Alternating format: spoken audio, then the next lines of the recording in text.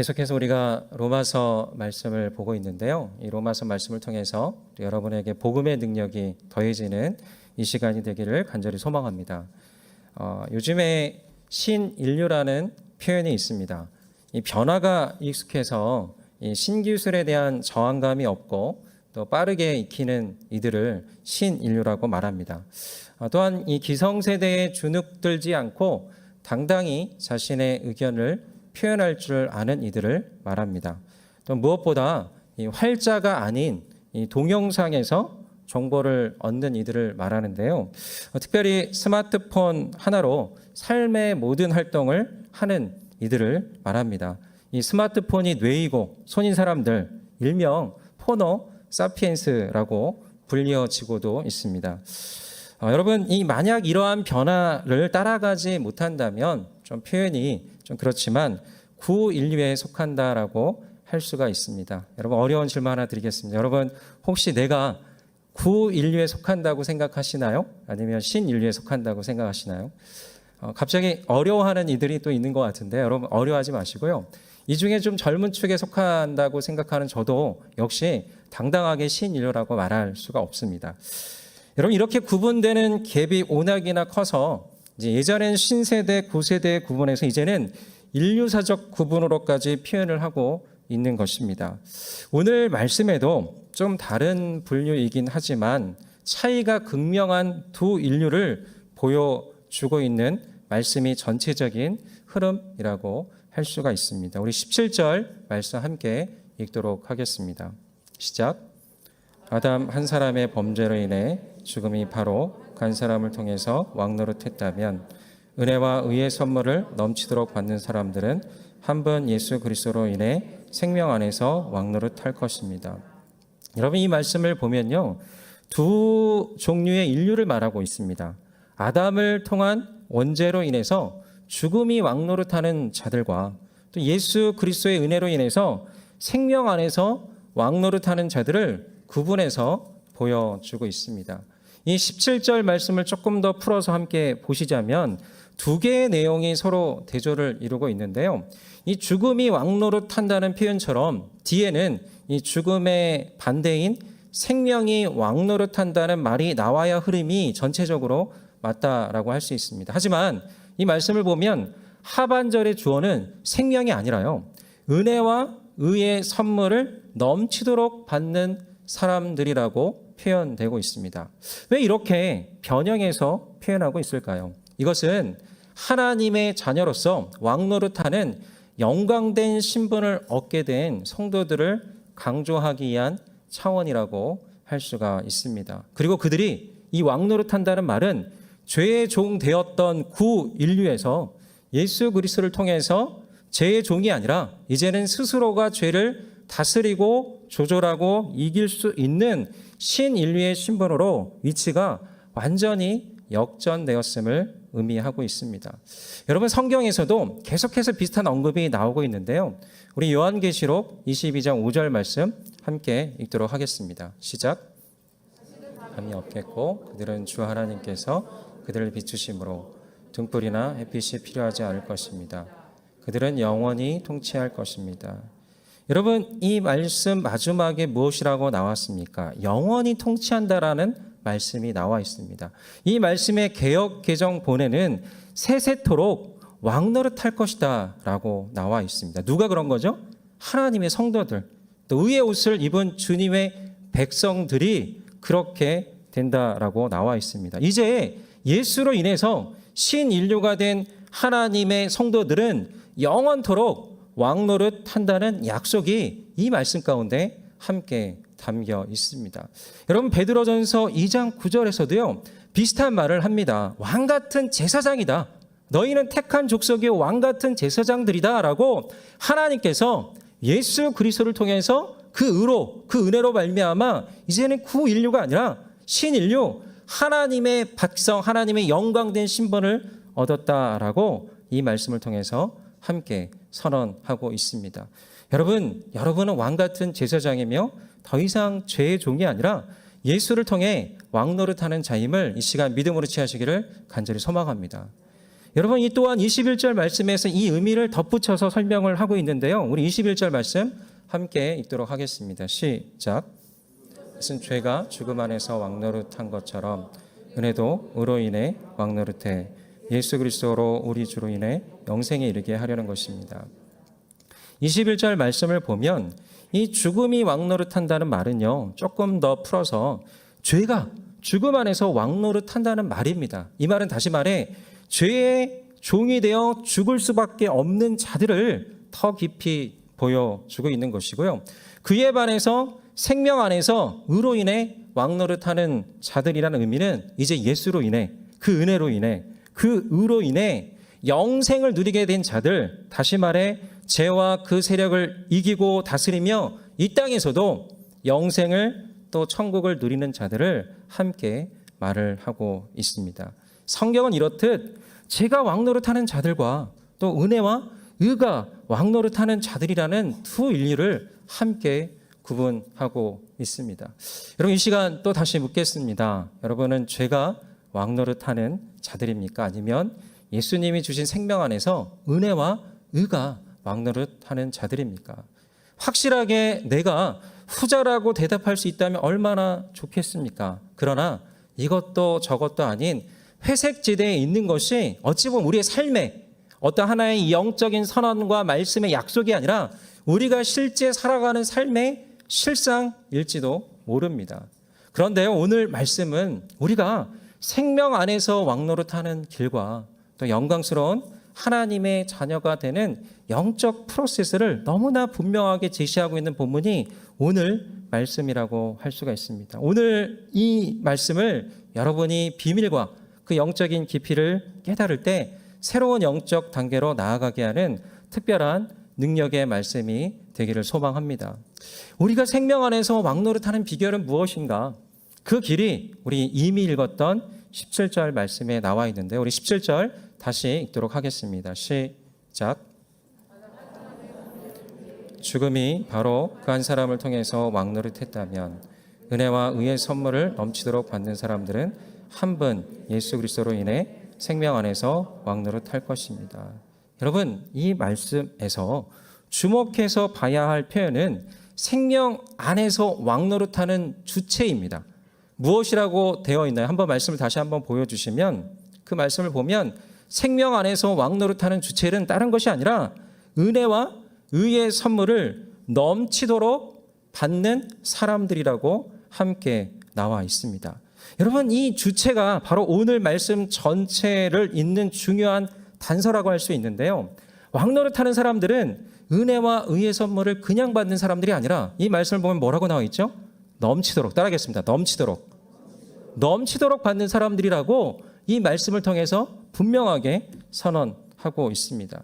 이 말씀은 언뜻 생각하면 선물을 주신 하나님께서 사람을 가려서 누구는 조금 주고 또 누구는 넘치게 주면서 차별하는 것이 아닌가라는 이 말씀으로 들릴 수도 있습니다. 그러나 우리 하나님께서 우리에게 주시는 은혜와 의의 선물은 모두에게 동일한 크기라는 것입니다. 그런데요, 그 동일한 크기랄지라도 한 명 한 명에게 주시는 그 은혜의 크기는 우리의 인생을 압도할 만큼 전 존재를 사로잡을 만큼 엄청난 규모라는 것입니다. 자기가 노력한 만큼 보상받는 대가일 뿐만 아니라요, 대가 이상일 뿐만 아니라 적당하게 부어주시는 은혜를 넘어서요, 모두에게 차고 흘러 넘치는 선물이라는 것이죠. 본질적으로 여러분, 하나님은 어떤 분이신가요? 하나님은요, 풍성하고 충만한 분이십니다. 요한복음 1장 14절 말씀에 이렇게 말씀되어 있습니다. 말씀이 육신이 되어 우리 가운데 거하심에 우리가 그 영광을 보니 아버지의 독생자의 영광이요 은혜와 진리가 충만하더라. 그럼 이 말씀의 선언이 어떻게 느껴지십니까? 하나님 자체가요, 하나님 그분 자체가 영광스러운 분이시고요, 차고 흘러 넘치는 분이시고요, 충만한 분이시고 은혜와 진리가 충만하더라고 그렇게 말씀으로 선언하고 말씀으로 약속하고 있다는 것이죠. 여러분, 또한 이 세상을 향해 주실 때도 이 땅에서 주셨던 예수님을 통해서 이 땅의 사람을 통해서 주셨던 많은 은혜를 주셨던 순간의 모습을 볼 때도 그런 하나님의 넘치는 모습이 함께 나와 있습니다. 여러분, 베드로를 하나님께 예수님께서 콜링할 때 밤새도록 고기를 잡으려 해도 못 잡았을 때 예수님께서 오른편에 그물을 던지라고 했을 때 그때 이 그물이 찢어지도록 고기가 잡혔다라고 했습니다. 이 찢어지도록 이란 표현이 넘치도록 주시는 하나님의 은혜를 함께 보여주고 있는 것입니다. 여러분, 요한복음 2장에 예수님의 첫 이적 때는 어땠습니까? 혼인잔치에서 포도주가 없는 상황 가운데 발을 동동 구르고 있는 그들에게 이제 잔치의 끝물인데도 그 항아리에 6개의 항아리에 가득 물을 채웠을 때 그 모든 물을 포도주로 바꾸는, 나중에 잔치가 끝나고 나서도 차고 넘치는 그 은혜를 함께 보여주셨던 것이죠. 여러분, 오병이어 기적 때는 어떻습니까? 10,000명이나 되는 사람들이 3일 동안 굶어 있는 상황 가운데 그들에게 먹고 또 먹는 가운데도 12강줄이나 남는 엄청난 은혜를 부어주신 분이 하나님께서 일하시는 방식이라는 것이죠. 여러분, 구약 때는 어떻습니까? 광야에서 고생하는 이스라엘 백성들에게 만나를 주실 때 매일마다 남는 은혜를, 매일마다 형통한 은혜를 부어주셨던 것이 우리 하나님이 일하는 방식이라는 것이죠. 여러분, 무엇보다도요, 십자가에서는 자신의 이 물과 피를 전부 다 쏟아서 우리의 전 존재에 바다보다 깊은 사랑을 부어주셨다라는 것입니다. 여러분, 이것이 하나님의 은혜를 주실 때의 방식이라는 거예요. 하나님의 속성이고요, 하나님의 모습이고요, 하나님의 능력이라는 것입니다. 그래서 우리 모두가 넘치도록 받을 수 있는 것입니다. 우리의 인생을 송두리째 뒤흔들 만한 은혜인 것입니다. 이 시간 이 사실을 믿음으로 취하시길 간절히 소망합니다. 우리가 받는 은혜는 적당한 것이 아니라는 거예요. 넘치는 은혜라는 거고요, 그것이 하나님의 속성이고 하나님의 본질이라는 것이죠. 그런데요, 왜 우리는 이것을 충분히 느끼지 못할까요? 아니, 느꼈지만 예수님을 만났던 첫사랑의 감격과 옛 추억 속에서만 머물러 있지는 않으신가요? 수련회나 특별한 훈련이나 고난 중에 만난 은혜나 기도응답 가운데 간간히 경험하는 것에만 그쳤던 것은 아닌가요? 생명 안에서 왕노릇할 정도가 아니라 근근히 신앙생활을 유지하는 정도, 크리스찬이라는 명함만 내미는 정도에만 머물러 있지는 않으신가요? 어떻게 하면 우리가 이렇게 넘치도록 충만한 은혜를, 하나님 자체가 충만하시고 넘치는 은혜를 주신 이 분임을 우리가 늘 우리의 인생의 순간순간에 알고 깨닫고 누릴 수 있을까요? 여러분, 그 내용에 대해서, 그 길이 바로 오늘 20절 말씀에 함께 나와 있는데요, 우리 20절 말씀 함께 읽도록 하겠습니다. 시작. 더하게 하려고 들어왔습니다. 그러나 제가 더한 것에 은혜가 더욱 넘쳤습니다. 여러분, 이 말씀은요, 오늘 전체를 꿰뚫고 있는 말씀이라고 할 수가 있습니다. 이 전체에서 이 부분적으로 이 말씀이 힘있고 은혜가 있는 것이 아니라 오늘 본문 전체를, 아니면 우리 인생 전체를 함께 생명 안에서 왕노릇하는 길을 분명하게 보여주는 지혜가 담겨 있습니다. 우리가 어떻게 하면 생명 안에서 왕노릇할 수 있는가? 더 이상 죄의 종이 되어 끌려다니지 않을 수 있는가? 차고 흘러 넘치는 은혜의 바닷속에서 헤엄칠 수 있는가의 해안이 담겨있는 말씀이라고 할 수가 있습니다. 여러분, 이 말씀은요, 뒤에서부터 해석을 해야 되는데요, 이 말씀 다시 한번 보여주겠습니다. 이 말씀을 보여주시면 이 말씀에 은혜가 더욱 넘쳤다라고 나왔어요. 여러분, 오늘 말씀은 이 넘치다라는 이 말씀이, 이 단어가 하나하나 연결되어 있는데요, 은혜가 넘쳤는데 그 앞에 뭐라고 되어 있습니까? 뒤에서부터 이 말씀을 풀어야 되는데요, 죄가 더한 것에 은혜가 넘쳤다라고 나와 있습니다. 여러분, 죄가 더한 것에 은혜가 넘치는구나. 이것이 오늘 본문 말씀 가운데 바울을 통해서 성령님께서 우리 가운데 주고자 하시는 분명한 메시지입니다. 그런데 이 말씀은 다소 오해의 여지가 있습니다. 넘치는 은혜를 위해서 우리가 죄를 더 많이 지어야 할까요? 하나님께서 그런 불공정한 분은 아니실 것입니다. 그렇다고 단순히 죄를 많이 지은 사람에게 은혜가 크다라는 것을 어떤 특정한 사람이 받는 은혜다라고 말하는 것이 아닙니다. 이 말씀은요, 전체적으로 20절 말씀 이 앞에 있는 부분을 보시면 더 느낄 수 있는데요, 뜬금없이 이 말씀에 율법은 범죄를 더하게 하려고 들어왔다라고 말씀하십니다. 이 모든 말씀을 이어서 연결해서 함께 보셔야 되는 것입니다. 그렇습니다, 여러분. 율법은요, 죄를 드러내는 기능이에요. 말씀은 우리의 죄를 드러내고 우리 어둠을 드러내고 있습니다. 이 말씀 앞에 우리의 존재가 속속들이 드러나게 되어 있다라는 것입니다. 우리의 죄도, 우리의 어둠도, 우리의 과거도, 우리의 상처도 함께 드러나게 되어 있습니다. 그 말씀을 통해서 새롭게 깨달아진 죄, 새롭게 밝혀진 죄성, 나의 깊은 존재의 모습들을 알게 된다라는 것입니다. 이것이 바로 죄가 더해진다라는 의미입니다. 내 짓는 죄, 행동의 죄가 더해지는 것이 아니라 내가 스스로가 깨달아지고 말씀의 조명을 통해서 인정하는 죄가 더해지는 것입니다. 철저하게 뼛속 깊게 내가 얼마나 큰 죄인임을 인정할 때에 그 인정함을 통해서 우리가 받은 이 은혜, 우리가 받은 이 십자가의 능력, 우리가 받은 내가 죄인 되었을 때 먼저 사랑해 주신 하나님의 이 놀라운 은혜가 얼마나 크고 얼마나 놀라운지, 하나님의 영광스러운 그 영광의 모습이 얼마나 충만한지를 우리가 함께 넘치도록 깨달을 수가 있게 된다라는 것입니다. 여러분, 우리가 말씀을 읽고요, 말씀 앞에 서다 보면 어느 순간 그럴 때가 있지 않습니까? 죄가 깊이 깨달아지고 느껴질 때가 있어요. 누가 뭘 하는 것도 아닌데 내가 엄청난 죄인이었구나. 하나님 앞에 내가 너무나 교만한 자였음을 느끼면서, 중요한 것은 그 순간 내가 죄책감과 자기정죄감에 빠지는 것이 아니라 정말 그런 죄인도 용서하시고 사랑하신 예수님의 은혜가 넘치도록 느껴져서 하염없이 눈물이 날 때가 있지 않습니까? 그것이 제가 더한 곳에 은혜가 넘친다는 말씀의 실체입니다. 말씀의 실제입니다. 말씀을 통해서, 이 자리를 통해서, 하나님의 임재를 통해서 말씀이신 예수 그리스도 앞에 설 때 우리도 모르게 죄가 드러나는 거예요. 죄라는 건 다른 것이 아니라 우리의 어둠도 상처도 과거도 모든 것들 함께 포함되어 있는 것입니다.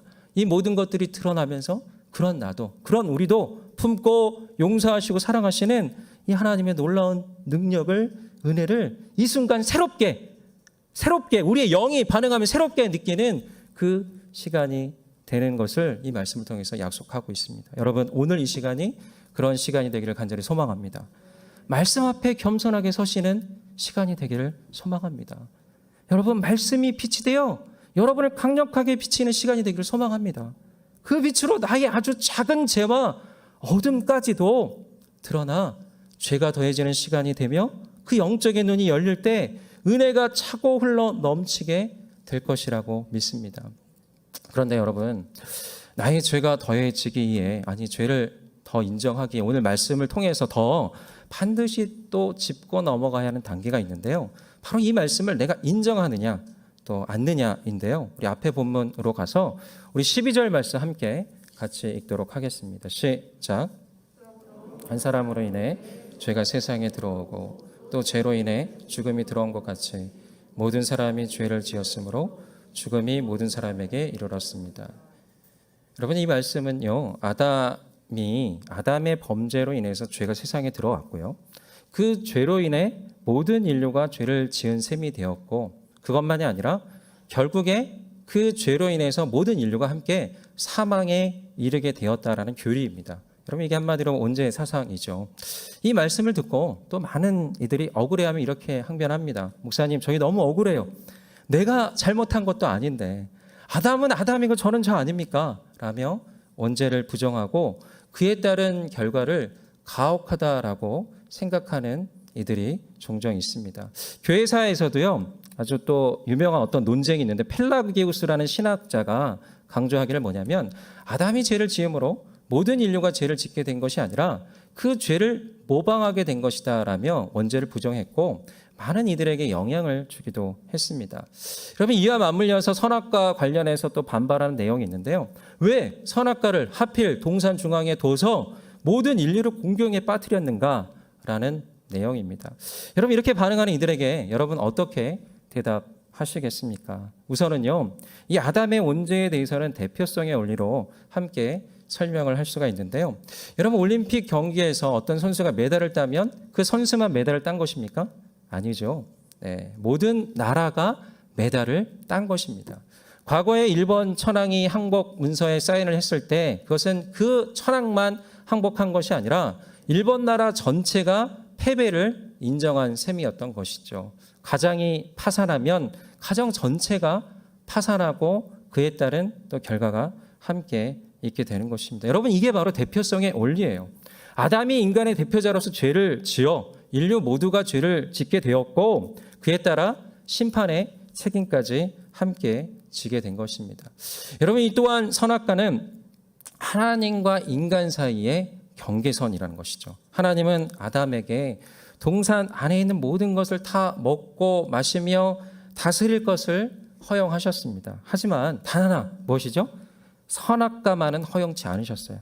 여러분, 이 선악과 자체가 어떤 영험한 힘이 있거나 특별한 이유가 있어서가 아닙니다. 이 선악과는요, 이 피조물이 하나님으로 인정하는 유일한 통로이자 마지막 보루였던 것입니다.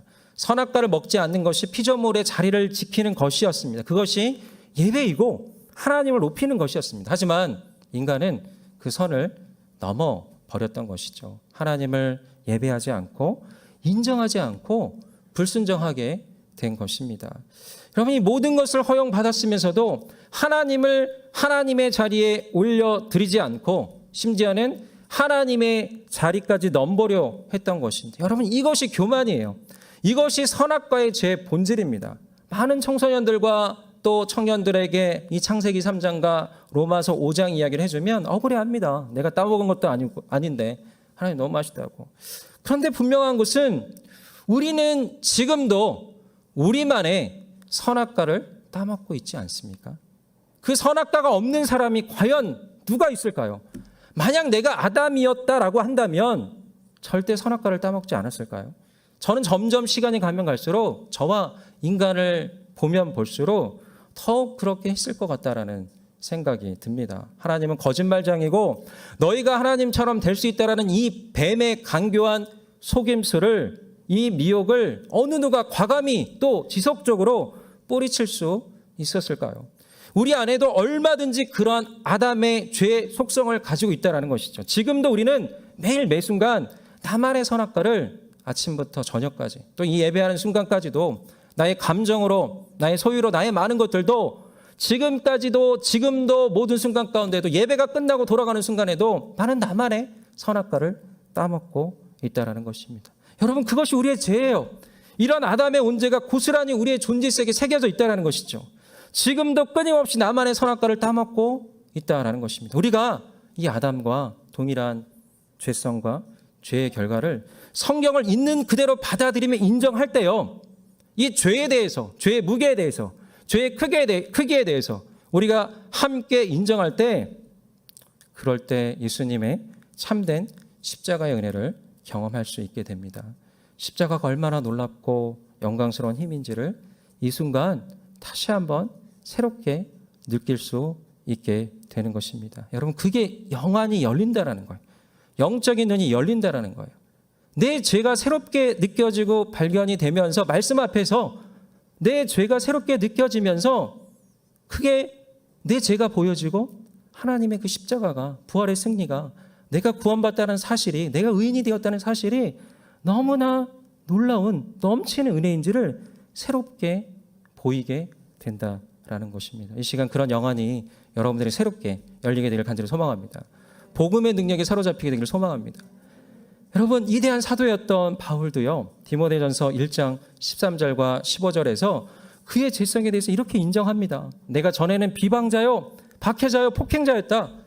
그리고 15절을 보면 내가 죄인 중에 괴수였다라고 자기의 죄성을 크게 보며 고백을 하고 있습니다. 여러분, 로마서 7장에서도요, 23절 말씀 보면 사도로 헌신적으로 사역하고 그렇게 주님께 나아가고 있는 많은 부분을 주님께 헌신하며 드리는 그 순간 가운데서도 그 안에 있는 죄의 법이, 지체 안에 있는 죄의 법이 내 마음에 있는 성령의 법과 싸우는 가운데 죄의 법에 져서 내가 죄의 법에 사로잡혀 가는구나 라고 고백합니다. 그러면서 그 다음의 말씀으로 이렇게 처절하게 외치는 거죠. 오라 나는 공고한 사람이로다. 오라 나는 비참한 사람이로다. 이 사망의 몸에서 누가 나를 건져내랴. 이렇게 고백하고 있는 것이, 이렇게 죄의 무게를 발견하고 있는 것이 그 사도 바울의 사역의 한복판에 있는 순간 가운데 있었던 모습이라는 것이죠. 그런데요, 중요한 건 우린 여기서 끝나는 게 아니에요. 바울의 고백 가운데 디모데후서 1장 14절 말씀 함께, 디모데전서 1장 14절 말씀 함께 읽겠습니다. 시작. 믿음과 사랑과 함께 넘치도록 풍성했다. 여러분, 이 말씀이 우리가 생명 안에서 왕노릇하는 비결이라는 거예요. 얼마나 내가 죄인 중에 괴수인지, 또 많은 어떤 세상 가운데 지금도 나의 예배 가운데, 나의 많은 삶의 영역 가운데 지금도 그런 모습이 있지만, 그래도 하나님의 그 은혜가 차고 흘러 넘친다라는 이 고백, 믿음, 사랑, 십자가의 능력을 새롭게 경험하고 누릴 때 넘친다. 그래서 이 바울은 죽기까지 생명 안에서 왕노릇하는 영적인 신인류의 모델이 된 것이죠. 그것이 바로 오늘 이 말씀 전체적으로 우리 가운데 주시는 하나님의 메시지인 것입니다. 오늘 말씀은 우리의 죄성과 그 결과를 고발하는 게 주된 포인트가 아닙니다. 우리에게 주어진 의롭다함의 은혜를 지루하다 싶을 정도로 오늘 말씀 곳곳에서 반복적으로 약속을 하고 있는데요. 우리 15절부터 매 구절이 나와 있는 21절까지 제가 정리되어 있는 내용인데요. 화면을 한번 보여주시길 바랍니다. 여러분, 하나님의 약속, 은혜의 약속, 의의 약속이 매 구절마다 이렇게 담겨 있는데요. 예수의 은혜로 인해 주어진 선물이 많은 이들에게 넘쳤다. 16절, 예수를 통해 의롭다 하시면 이르게 되었다. 17절, 은혜와 의의 선물을 넘치게 받은 이들이 예수를 통해 생명 안에서 왕노릇한다. 18절, 모든 사람이 의롭다는 인정을 받아 생명에 이르렀다. 많은 사람이 의인이 될 것이다. 제가 더한 것에 은혜가 넘친다. 은혜로 인해 왕노릇해 예수로 인해 영생에 이르게 된다. 여러분, 이게요 15절부터 매 구절마다 우리 가운데 이 말씀을 받는 하나님의 사람들 가운데 계속해서 이야기를 하고 있는 거예요. 이 말씀을 통해서 12절부터 14절까지가 언제의 결과였다면 그 이후에 매 구절마다 주의 은혜와 의가 약속되어 있는 거예요. 저는 여기에서요 바울의 또 하나님의 그 본심이 느껴졌어요. 지금도 자신의 선악과를 따먹으면서도 깨닫지 못하고 인정하지 못한 숱한 인간들, 우리들, 그래서 하나님의 은혜가 얼마나 넘치는 은혜인지를 알고 누리지 못하는 어리석은 우리를 향해서 답답함과 간절함으로 매 구절마다 목청 높여 강조하고 있는 말씀이 바로 이 말씀인 것이죠. 제발 너의 깊은 죄성을 깨달아라. 제발 은혜가 은혜인지를 알라. 넘치는 은혜를 다시 새롭게 누려라. 이것이 왕노릇의 비결이다. 생명 안에서 왕의 자녀로 살아가라 라고 말씀하십니다. 여러분의 선악과는 무엇인가요? 아직 발견하지 못하고 깨닫지 못한 숨은 죄의 영역이 있습니다.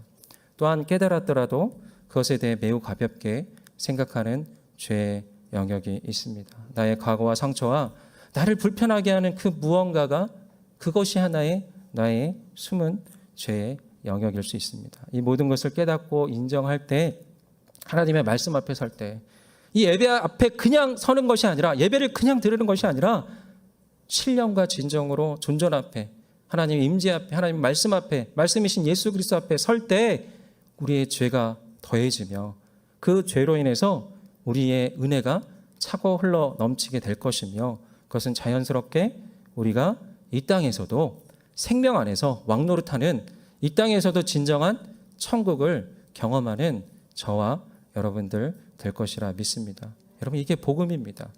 여러분, 이게 복음입니다.